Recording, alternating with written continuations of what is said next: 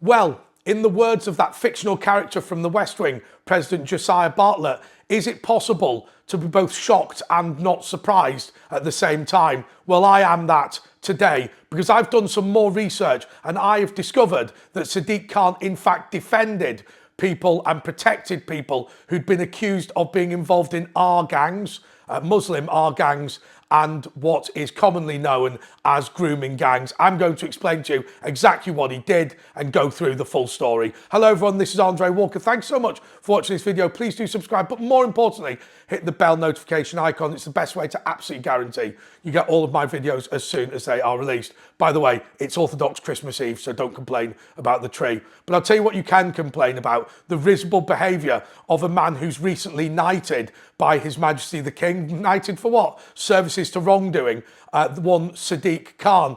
You know something, I made a video the other day in which I went through all of the Labour politicians that I think I know from my own experience bear at least some responsibility for the cover-up of the grooming gangs that have taken place right across the country. By the way, I'm getting better at the terminology. I know that this isn't proper grooming, although that becomes important in a couple of moments' time.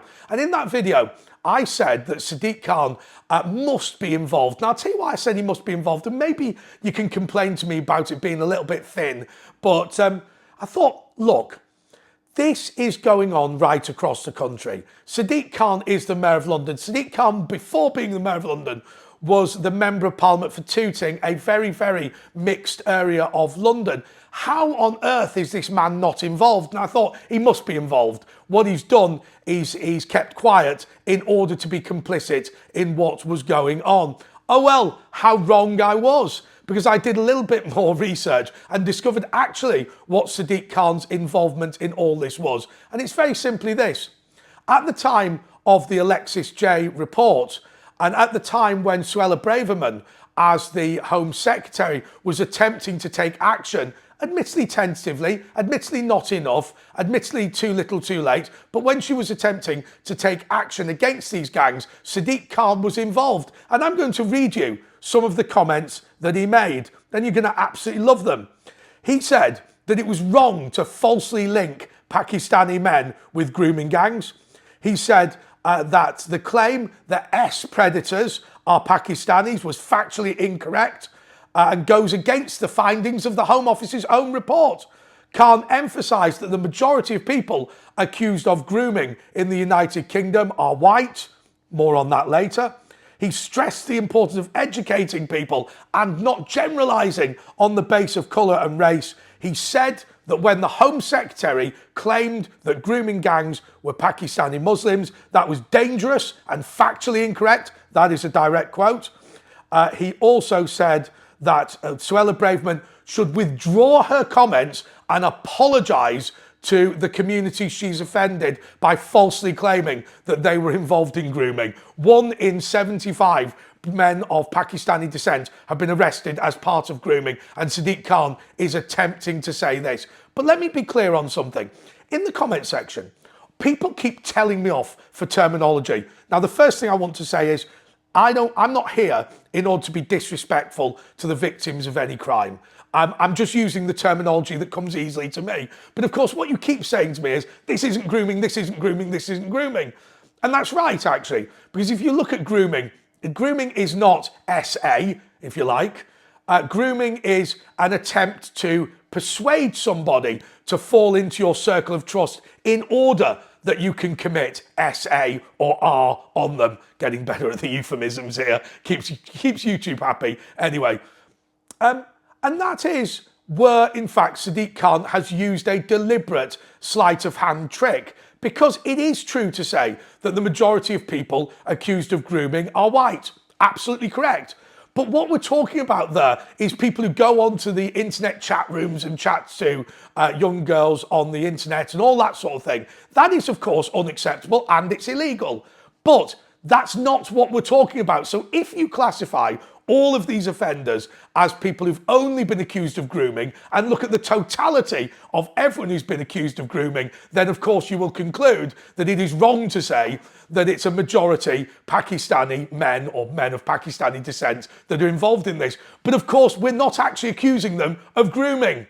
Sadiq Khan knows that and is deliberately using terminology in order to hide the wrongdoing of certain people. What we were talking about is a racist hate crime committed against principally white, but some Sikh and Hindu young people, and even some Muslims, not many, admittedly, but a systematic hate crime of S, A and R against people. I mean, the example of somebody who used a broken bottle on a girl and then fell to his knees and prayed to Allah for forgiveness is a typical example of some of the behaviour that took place. And so to claim that this is a dangerous, dangerous and factually incorrect is absolutely wrong. And I want to ask you this important question about our friend Sadiq Khan.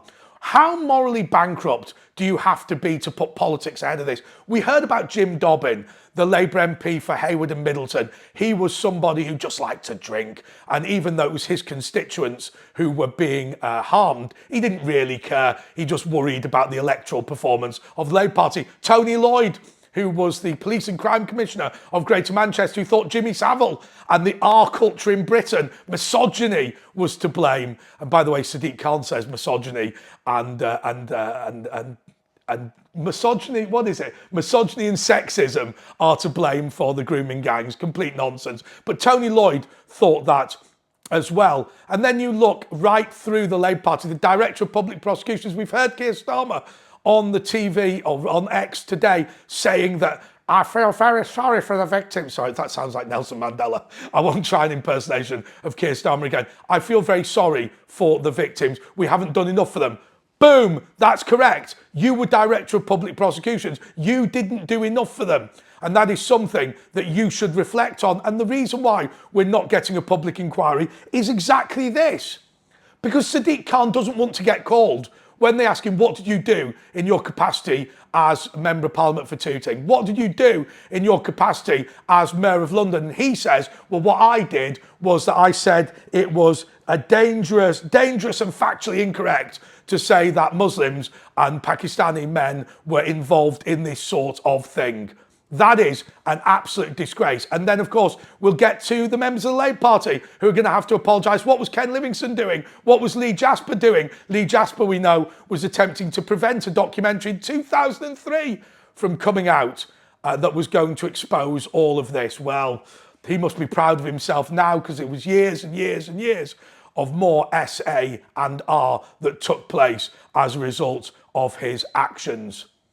I think the Labour Party are in the doghouse about this. Many of them are well-meaning and decent people in the Labour Party. I genuinely believe that. But there are a few people right at the top who are so blinded by their love for the World Economic Forum, so blinded by their love for multiculturalism, so blinded by their love for the European Union, that they are unwilling, unable to say to themselves, let's stand up for ordinary working class kids. This whole thing is a no-brainer. You do not give immunity from prosecution to one particular group based on their race and ethnicity in any circumstances whatsoever. Yet Sir Peter Fahey, the Commissioner of, well, it's not the Commissioner, it's the Chief Constable of Greater Manchester Police, Sadiq Khan, Keir Starmer, Jess Phillips, all of these people have all stood by. And I think Elon Musk is right. I don't think he's necessarily said it in the right way, but their complicity ought to be a crime in of itself. They knew what was going on and they absolutely didn't care. As I say, I'll go back to the quote that I began with. Is it possible to be both shocked and not surprised at the same time? And I think the fact that Sadiq Khan intervened in order to prevent the Home Office from properly investigating this crime is shocking, but absolutely not surprising. Till next time, goodbye.